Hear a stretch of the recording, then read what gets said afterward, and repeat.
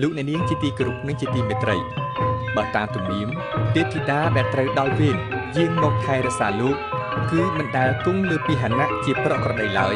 គឺសុទ្ធតែសម្ដែងអាកប្បកិរិយាផ្សេងតាមពេលវេលានៃសង្គ្រាមដែលចូលមកដល់បានន័យថាបើសង្គ្រាមចូលមកចន្លោះពេលព្រឹកព្រហៀបរហូតដល់ថ្ងៃត្រង់ទេវតាដែលនឹងយាងចុះមកនោះគឺគង់ឈរលើខ្នងពីហណៈដោយមិនកាន់ខ្សែបង្គាឡើយប្រសិនបើសង្គ្រាមចូលមកចន្លោះពេលថ្ងៃត្រង់រហូតដល់ព្រលប់ទេវតាដែលនឹងយាងចុះមកនោះគឺគង់អង្គុយពាក់ឈៀងលើខ្នងពីហណៈបើសង្គ្រាមចូលមកចន្លោះពេលសូរិយាអស្តង្គតរហូតដល់ពាក់កណ្ដាលអធ្រាត្រទេវតាដែលនឹងយាងចុះមកនោះគឺគង់ផ្ទុំបើកព្រះនេត្រលើខ្នងពីហណៈប្រសិនបើសង្គ្រាមចូលមកចំពេលវេលាពាក់កណ្ដាលអធ្រាត្ររហូតដល់ដៀបភ្លឺវិញទេវតាដែលនឹងយាងចុះមកនោះគឺគង់ផ្ទុំបិទព្រះនេត្រនិងទ្រាលំលក់ដោយធម្មតា